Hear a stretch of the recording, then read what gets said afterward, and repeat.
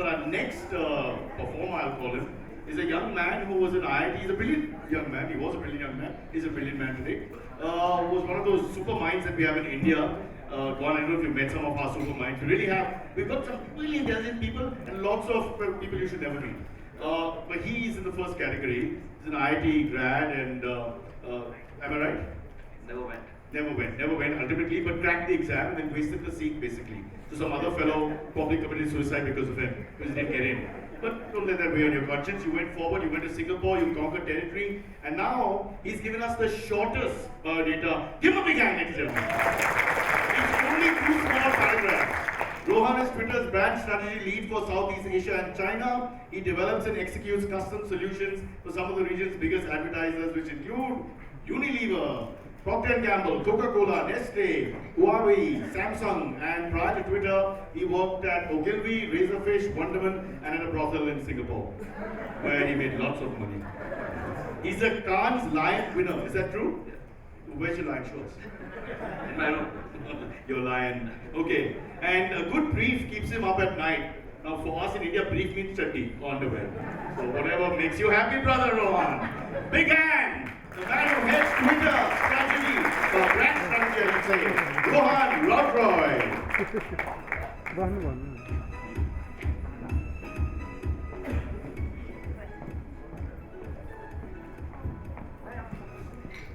Can we start? There's this awkward moment between the presentation and you have to fill up that with some words. I don't have any words. I just start with Namaste, and I will tell you why this is a big moment for me, why I'm so emotional. I'm so emotional about this moment because I watched Cyrus growing up as a kid and realized I can never be as half as funny as him, so that career option was out. I can never be a comedian. And then Frederick sitting over here, I'm so glad I'm not following him because about 7 years ago he came to my university and he gave a speech and I still have a signed copy of his book and I'm presenting in the same forum as him. Guan, the work he was showing, that was the work which inspired me when I was in design school. So this is a big moment for me. And I also want to take this small moment to give a big round of applause to Raveen and his team. They've done a great job. Thank you. So the question I'm going to ask you next is very relevant for today. I want you to think of the last time you felt awed, inspired, had goosebumps. When was the last time you really felt inspired? I usually don't keep going if someone doesn't answer the question, so I'll actually wait and pause. Yes? Perfect. So, the case studies he was showing, I have seen them a couple of times, but still tuck the right strings in your heart, especially the funeral one, right? But why am I talking about that? Talking about that is because there's something I think about a lot. I think that most of life is quite boring. You wake up, you have breakfast, you go to work, or you go do something like Cyrus does, and then you have lunch, then you go to work again, or then you speak like Cyrus does, and and then you go back home. If you're single like me, go and cry. If you have a wife or a husband, then you spend time with them, and then you go back to sleep and you repeat that over again. That's life. Most of life is boring. But once in a while, people do extraordinary things with ordinary things. Does anyone know who gave us fireworks? Which country gave us fireworks? It was not Donald Trump. China gave us fireworks, right? And people have not used fireworks very nicely, right? But there's a Chinese artist, he created this installation called the Sky Ladder. His grandmother was dying. He wanted to connect Earth, that's his grandmother, connect Earth to heaven with a 1 kilometer ladder created out of fireworks. I'm not playing the sound because of copyright issues, you can watch this on YouTube. But it is a beautiful piece of creation created out of something very, very ordinary, fireworks. Something very boring, something destructive, but created into something very beautiful. Why am I talking about that? I'm talking about that because there's something to learn about advertising in this. A lot of advertising and marketing is very boring. Let me give you some numbers. This is in dollars. $23 billion is the amount of money spent in all forms of advertising and marketing in the last year. Can anyone take a wild guess how much of it is forgotten? 90%. $22 billion of advertising and marketing is completely forgotten. That leaves us with 10%. Out of that 10%, only 4% is remembered positively, 7% very negatively, 6% very negatively. So to use Cyrus's analogy, the number will come up. 1 in 25 ads equals Hrithik Roshan. The rest, no one remembers. Tushar Kapoor. So,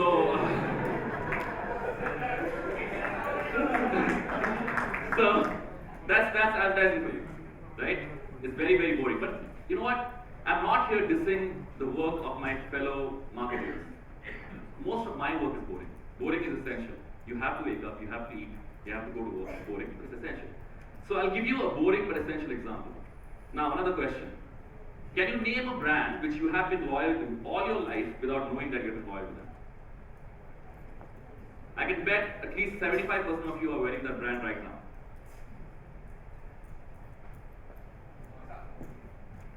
We all know about that. Just that everyone thinks it's from India, but it's not. Yoshida Kogyo Kabushi Gaisha. Does anyone know what that is? Exactly. YKK. Essential brand, very boring. We don't even know it exists, but it's on all of us. Now, from boring to interesting. The last esteemed speaker spoke about Nike. Now, Nike, what they do is, just by the mere act of moving, you can be a part of that tribe. Nike doesn't sell shoes. Nike sells movement.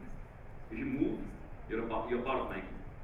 The next ad I'm going to show you, when it dropped on YouTube, I remember running around office and showing it to everyone, much to the annoyance of everyone. Because this is the kind of work I live.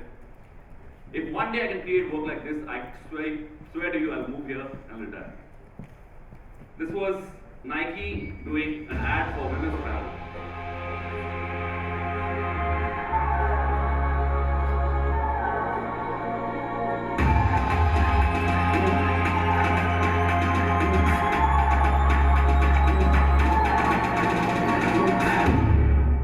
Why is this important?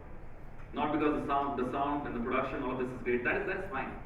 I mean, this is a good audience to talk about why this is important, because you understand the context. Deepika Padukone, famous, very, very famous, had a split-second appearance at ad. Doesn't happen in India. We worship our celebrities. The rest of the women are actual athletes. The whole clip is about 2 minutes. It gave me goosebumps every single time I watched it. And that's what Nike does to you. And if you compare the business of the men's apparel business and the women's apparel business in sports, there's no comparison. But Nike took that bet. And it made you feel a part of the movement. Now, you might think Nike does that very well in India and America. I've been lucky enough to work with Chinese advertisers. Now let me play the Chinese version of this ad. 不必做得很完美。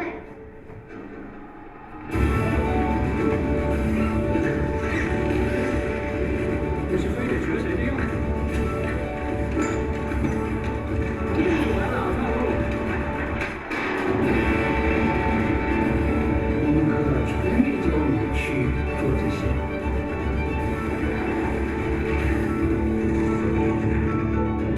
我们只是说。 Act of movement. And China is a very homogeneous society. They don't worship heroes like we do because they only have one hero. But so what I want to tell you is that's what Nike does. And again, the last speaker, she spoke about the swoosh, and she said she will not talk about the story. I will talk about the story because the story is very close to my heart.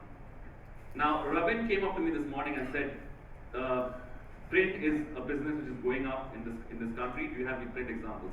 I wish I could pull out examples so fast, but I don't have print examples, but I'm going to tell you why you can be inspired by other things. Does anyone know the story of Just Do It? How it came about? Yes, please. Can somebody give me a mic, please? First speaker outside of this podium. I think it was in 1977. There was a one Gary Gilmore. Sorry? I think there was a guy who was executed in 1977. He was 17 December, something like that, and his name was Gary Gilmore. And after that, his last word was like, "Let's do it." What's your name? My name is Tenzing. Then can you please bring a big round of applause? I have discussed discussed this story in many countries which apparently have a great culture of brand advertising, and I had to come to Kathmandu to find that answer. Thank you for being my teacher.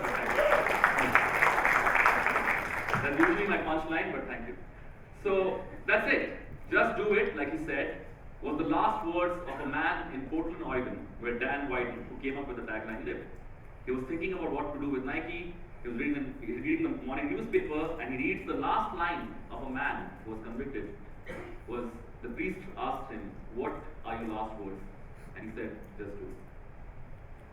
One of the most iconic taglines in advertising history are the last words of a dying man. So, what I'm telling you, friends, is the examples I'm going to show you can inspire you for anything, from your life to digital to print advertising. So, from that, I will share this one last piece of example because it lies outside the realm of advertising. I'm the first one to believe that advertising is a lot of make-believe, right? A lot of failed filmmakers actually become advertisers. Like, I want to be a filmmaker, could not. So this is one of my favorite examples. Have you seen the movie Mad Max? Yes? Let me tell you a small story about George Miller. George Miller actually wanted to produce this movie in monochrome, black and white. And he did not want to have any dialogues. Because that is the ultimate goal of cinema. You don't need dialogues. If you have watched Dunkirk, beautiful movie by Christopher Nolan, has 10 pages of dialogues. Anyone can understand. Mad Max did that. Obviously, the studios didn't allow him. So the director's cut has a trailer in black and white. I'll play it for you. Tell you the language of persuasion or the language of affecting someone doesn't really have any language. In one of the earlier speakers, one of the videos, someone said the world is so visual. The president of MoMA. I believe in that too, and this example stands for that.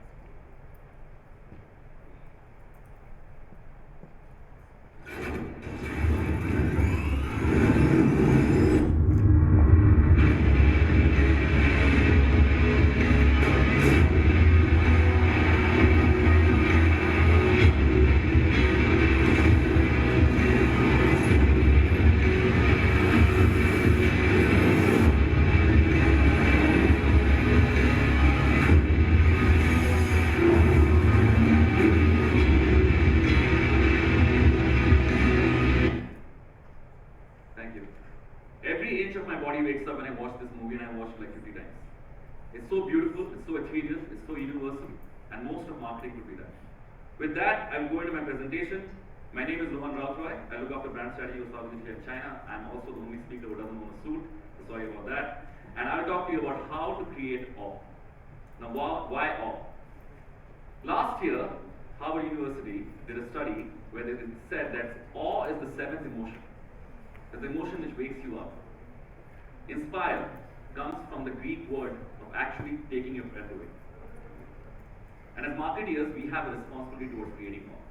That's why we exist, not for the ones, for the 1%, right? Now, I try to talk about the work I have worked on because I have more context on it. So I'll actually walk you through some examples. I was a part of that team or a team which worked on it. Some examples from outside, but there's a formula. I actually don't like the word formula. There's a way we do these things. The way we understand how can we incite emotions in people, right?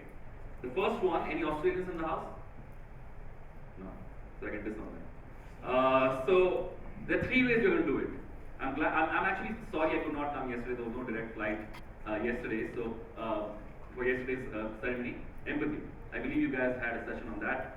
We'll talk about shaping culture, and since I come from Twitter, the power of now is something I talk about a lot. I'll talk about that. First one. How many of you go for concerts? Yeah? And how many of you have heard this thing that videos should be less than 30 seconds? And celebrity should come in the first 3 seconds, and everything should be short? Have you heard that before, or is it news to you? I'm sure you have heard that. If that is true, how come Beyonce's concerts are still 3 hours long? In fact, they are 4 hours long because before that there's a shitty act you have to look at and hear and bear through to watch that final act come in. How come that still exists? Because if you listen to people, they will listen back to you. If you talk back at them, they will not listen to you. So yes, videos should be short if your videos have shit content. If your videos have good content, Nike videos are 8 minutes long. Completion rates about 90%. There's a reason for that. And we did that. This is a work I'm very proud of. It happened in Australia. Let me tell you something about Australians. If they lose in some sports, they lose any interest in it. that doesn't happen in cricket recently. So this is obviously rugby. They have been losing to the QE for a long, long time. So Samsung was the sponsor. So I was actually in the meeting, and Samsung, the CMO was like, no one cares about rugby, no one will watch it. I'm like, you might be surprised because people are talking about it. You know, like I said, you have to listen to what people are saying and give them what they want. So what people were saying is that the games were happening in England, while Aussies, the time zone difference was so bad, it was happening from 3 to 4 a.m. So they couldn't wake up. So we noticed all the online chatter, Twitter, Instagram, Facebook, everywhere. People were talking about, can you please wake me up for the game? Can you all wake up together? Now, these kind of insights before that took like 17 PowerPoint 95 slides. I don't know what kind of meetings, boardroom, like chai, pani, and all that bullshit. But this happened in a room in a matter of 15 minutes in Sydney. Where the creative agency, the media agency, and my team sat down. I said, simple. You just need to wake people up. And we need to rise together. What I'm going to show you next is an example of an ad which came out of an insight from data online. And after I play that, I will tell you why today's scenario, in 2017 and 2016, why this ad can be played out differently when compared to about 5 or 6 years ago. Let me play the ad for you.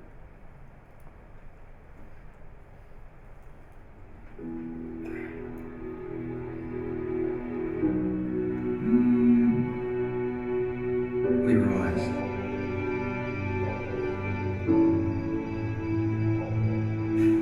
Long before the sun is risen. Before the kookaburras laugh. Nor the cicadas sing. We rise for a reason. We have a purpose. Something to achieve.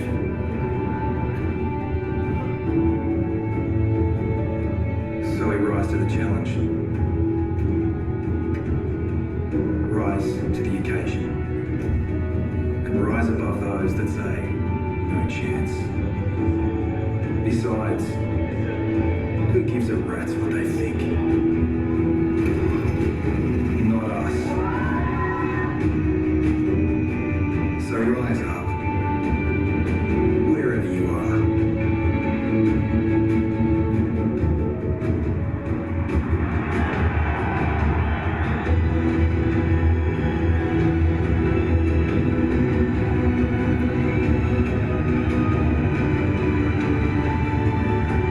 Because when we rise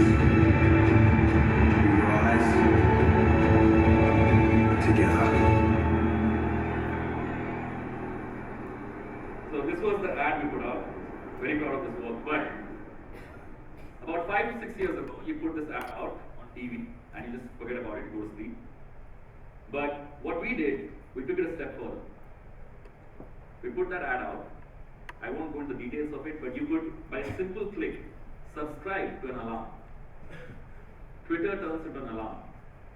At 4 a.m. before the game, you get a wake-up call from your favorite rugby player to wake up and rise together. And let me share some numbers with you. A lot of people will come to you and tell you videos should be less than 30 seconds. Celebrities should be in the first 3 seconds of the video, and you should have unicorns in the video. That's the last part. So the first two, usually people will tell you.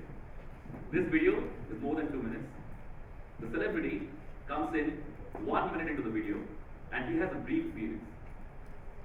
93% of the people watch this video till the end. The subscription rates of people signing up, because surprisingly Australia went to the finals. So that was good for us. So we started in the first game, it went on to the finals. In the final game, we had 80 times the subscriptions we had in the first game. It was a huge success. Why did that happen? Very simple. Someone somewhere in a meeting said, no one cares about rugby.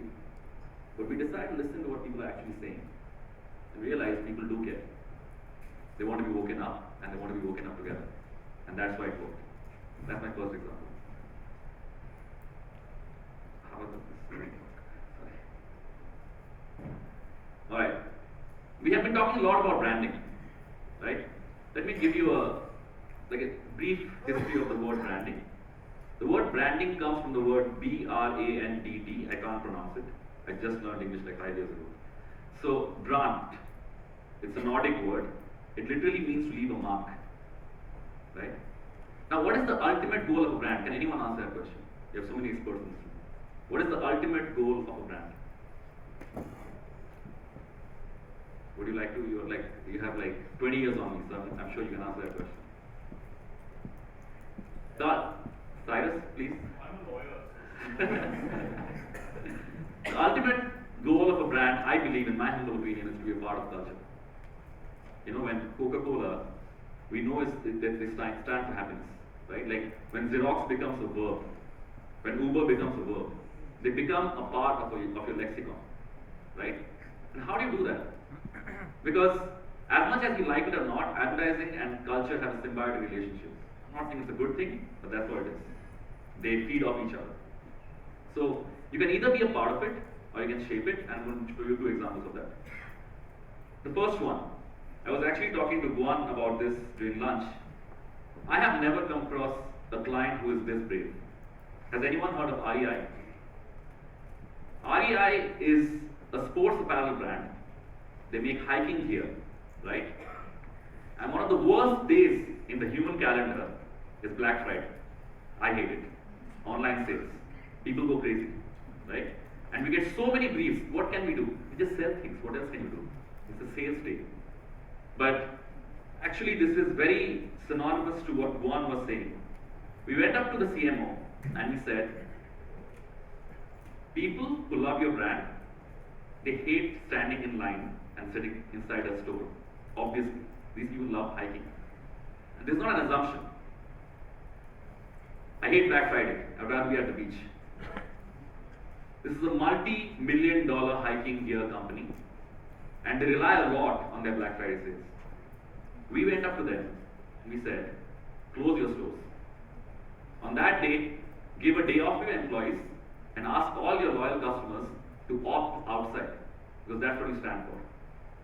I'm telling you, with my experience and the number of people I have been lucky enough to work with, CMOs will not say yes to something like this. It's almost stupid. You can get fired for this kind of shit. But they did it. I'll play the video for you and tell you what the results were.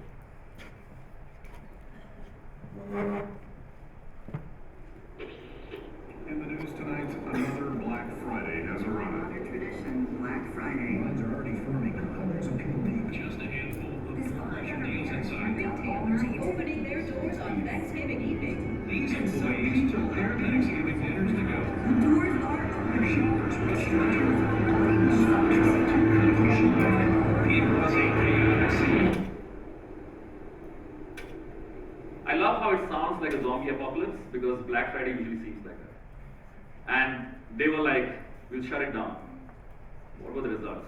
Sounds very cool. What happened? We had about 750,000 people sign up to opt outside. Sales went up year on year by 19% because of this brave move, because people came to the store later. And one thing I aspire to as a marketeer is, if you run a campaign and it's so good that it becomes a movement, that's a sign of success. Like when we switch off our lights Earth Day, it was actually a campaign by Leo Burnett, and today that's a movement. Same for this campaign. It went on to win the Grand Prix, multiple Grand Prix, the Titanium Grand Prix at Cannes in 2016, and they have promised to do this every year. From that, so this is about shaping culture, right? Going against the tide. Now, to be a part of culture. Oscars, big moment, lots of money. I think about $5 million for a 30-second spot. Now, Airbnb did not have that kind of money. They came to us and they said, we want to own the Oscar moment. We don't have the money because this other big hotel brand has blocked off. I mean, if you're working in the broadcast media, I'm sure all of you must know this. When a big brand comes in, they make sure the other brands don't come in, right? But from an Indian, if I talk about India, Pepsi, nothing official about it. That's how they had done it in India, right? So what could Airbnb do? Again, we'll play the video, and spoiler alert, this has become a movement too. They have been doing it 2 years in a row. The Oscars air this Sunday, so prepare to be inundated with a whole lot of ads. in 2016, brands paid a record-breaking $2 million for a single 30-second spot. But with a major hotel chain as an official sponsor, Airbnb couldn't buy airtime. It couldn't even reference the Oscars, or use any of the films in it. Airbnb was officially locked out. We had to find another way in. So we turned to the second screen, Twitter. And we started with a question. If you could live in any movie, what would it be?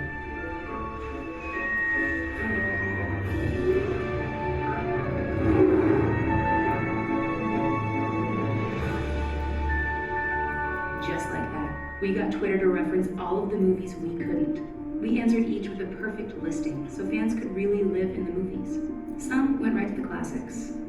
Others were a little more obscure. Ariana Huffington and Google Play gave us their favorite titles. And those big movie studios whose films we co-opted, they got on board too.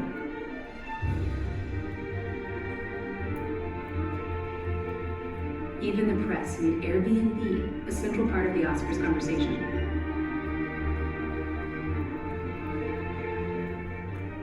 And as the Oscars continued, we surprised followers with Airbnb vouchers to quite literally live in the movies. And the Oscar goes to Alicia Vikander of The Danish Girl. Mad Max Fury Road.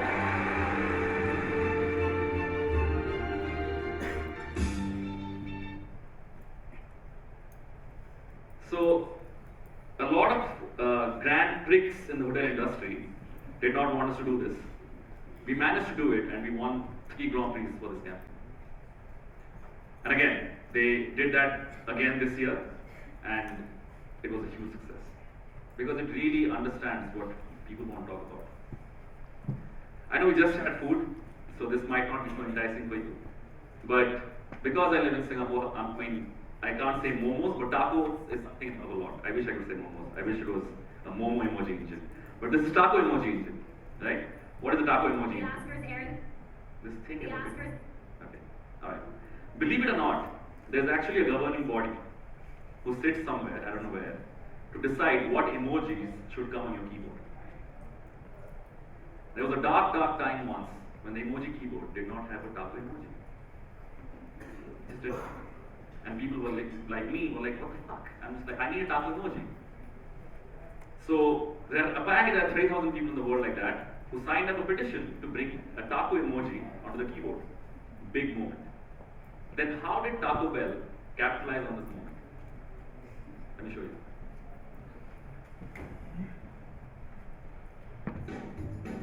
Emojis. Yeah, we know. Another video about emojis. But this one also has tacos. See, emojis have become modern-day hieroglyphics. But people noticed one glaring problem with our colorful new language. We had no symbol for taco. And people love tacos. So Taco Bell decided to do something about it. 33,000 taco lovers jumped on and signed a Change.org petition, and their voices were heard. Because rather than create some fake emoji keyboard or app, Taco Bell's petition got the attention of the Unicode Consortium. They're the somewhat evil-sounding organization that governs which letters, symbols, and emojis appear on all our devices. And after they saw the petition, well, they decided they love tacos too. Mom, what we've all been waiting for is finally here. It's a big deal. And that is how you get a taco emoji on 2 billion screens worldwide. Cool, right? Well, there's more. We figured a victory that big deserved a celebration just as huge. So Taco Bell created the Taco Emoji Engine, an epic 24/7 interactive launch party on Twitter. The price of admission? Tweeting a taco plus any other emoji. You got back any one of 1,294 custom responses. One for every emoji, like this. And this. And that guy. And, well, whatever this is. Scary, right? It's the kind of thing that makes your teenage lizard brain wonder, what happens when I tweet a taco and answer? This. People loved it and filled their feeds with our newly born emoji. In fact, maybe people loved the taco emoji engine a little too much. I mean, they tweeted at it around 500,000 times in just the first 5 days. One girl tried like 373 different combos all by herself. So in the end, Taco Bell proved what everyone already knew. People love tacos. And now, the world could love the taco emoji, too. Thanks for watching. This activation is still alive. You can play. I'm a bit offended. When I'm playing the case studies, no one is clapping, but it's alright. Like in the previous things that was happening was. I'm just kidding. Alright, the next one. This is my favorite one because, like I said, I'm a failed filmmaker. I wish I could become a filmmaker one day. This line is one of my favorite films. Any of you know Richard Linklater? Before Sunrise, Before Sunset, Boyhood, Dazed and Confused. One of his earliest movies is Waking Life. And in there's a line, the ongoing wow is happening right now. That's sometimes I think that's how we live our lives. The wow is happening right now. If you can capitalize the now, what people are thinking right now, there's nothing more powerful than that. And a few brands have done that. I actually changed my presentation to add some Volvo and Swedish flavor to it, given the context. So I'm going to play a Volvo example, and it's from Sweden, of course.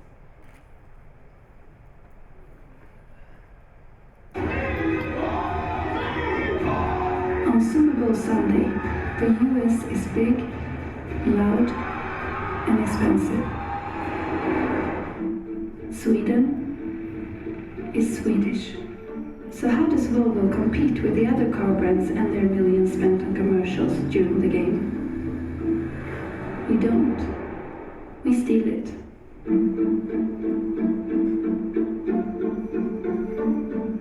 When you see a car commercial during the game, any car commercial, not Volvo, you can tweet using the hashtag Volvo contest. The interception was simple. Their commercials would give you a chance to win one of our cars for someone you love. Just tweet their name to Volvo during any car commercial. When Mercedes wanted you to look here, people immediately went here.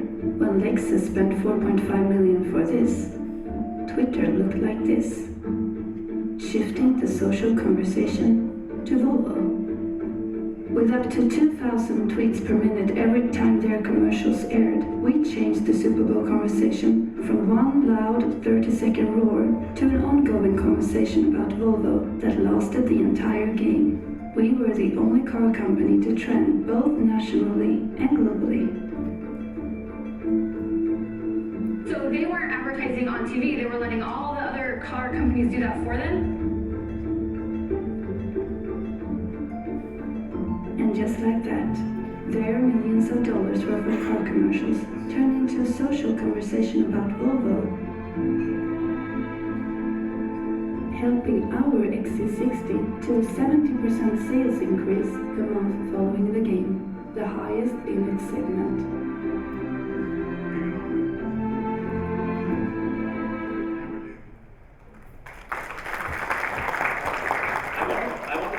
Voiceover artist, she has so much enthusiasm when she talks. Like, she really believes in it. But so that was an example. I wish I had worked on it. I didn't. My friends in the US did. The last example. Again, I did not work on it. I wish I had. Very close to my heart. So I started with Frank Miller. How language is not important. So I'm going to play a TV spot. It's in French. Any French people? No, I can disown them too. So it's in French. You can understand what's going on. To give you some context, there is like a teenage boy and a girl, in their neighbors, and they're flirting over the roof. And their friends are helping them by looking at the movie references they're talking about on Orange's broadband network. That's the context. It's a very short clip. Let me play it for you. Je crois que mon film préféré c'est Dirty Dancing. Moi aussi. Ouais. La scène où ils s'entraînent dans l'eau. Surtout la scène où ils s'entraînent dans l'eau. Et le film Intense Love, tu l'as vu? Il y a une scène d'amour dans une baignoire. Et t'aimes quoi comme genre de film? Les films de Kung Fu. Kung Fu? J'adore ce réalisateur, là. Ouais. Avec la fibre Orange 100% fibre, téléchargez et surfez instantanément. Vous rapprochez de l'essentiel. Orange. So, again, 5 to 6 years ago, the ad would just end there. You'll go back home, think about this sweet little couple, and how only the French pronounce Kung Fu as C-O-U-N-U. I don't know how to do that. So, but we took it a step further. I spoke about the power of life. This is what we did. We actually asked people to vote what he should be wearing for his date, and it was extreme life. obviously people are sick. They chose Donald Trump and the shiny little shirt for this poor boy. And then we asked, what should we do? People chose a roller coaster. This is happening live as people are picking what they should wait for the date, what movie they should be watching. People picked Titanic. People are quite cliched. And we asked what they should do. There's actually a striptease option. People chose Kiss. I think people are civilized after all. So that's how we owned the live moment. It was in the moment, happening live, asking people's opinion, taking an ad, and turning it into something very collaborative. So, last few minutes of my presentation, so I spoke about empathy. People talk about an attention economy, but this whole talk was supposed to go back to basics. We go back to basics. In today's world, in today's selfie world, most of us listen to react or to tell our point of view. How many times has it happened with you? You come back from vacation from Greece, and the moment you stop talking about Greece, like I went to Japan, because people are not listening to you. They're just waiting to talk about their experiences. So just listening to what they're saying, to understand and not to respond, helps us quite a bit. Shaping culture. In the books you have been handed, I co-wrote an article about, are we just marketeers? I think we are the most self-loathing people in this world, after the filmmakers. We have a responsibility. We are not just marketeers. We don't save lives, but we do help people to save lives, come up with something which goes out of the communication piece. And the power of now. If you can own the now, then you can pretty much become very powerful. And that's how you create awe. And with that, this last piece of my presentation, which I'm very close to, I think about banality. I started my presentation by saying how life is very boring, it's very painful. But once in a while, it can be very wonderful. Life can be very disengaging, but once in a while, you get things which give you ecstasy. Life can be very unaffecting, marketing can be very unaffecting, movies can be very unaffecting, but once in a while, they blow you away. Most of life is boring, then you have edge of your seats things. And don't ever feel bad about it, because this is a biological thing. There's a term for it. It's called hedonic treadmill. The hedonic treadmill is essentially doing the same thing over and over again because you feel comfortable in it. People don't want to go out of their comfort zone. And what that does is, we have eyes which don't see, we have ears which don't hear, we have hearts which we don't feel. And that's a sad state in marketing. I believe as marketing professionals, we, all of us in this room, have a responsibility towards awe, the seventh emotion which you should be selling. And with that, I invite you, let's all create awe. Thank you.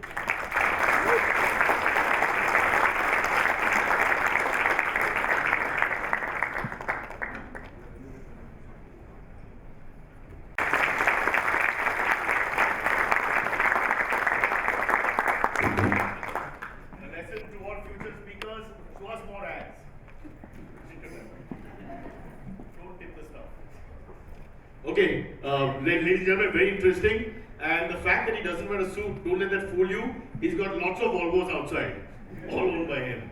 Well done, thank you. But we have to give you a presentation for which may I call Gaurav back on stage. Gaurav, please come. And can we have the memento? Everybody's tired after lunch. It'll take some time. Ron, it's coming. Your life insurance is coming. If I say it's coming again, you know I mean something else. There you go. Big hand, please. Thank you, Gaurav.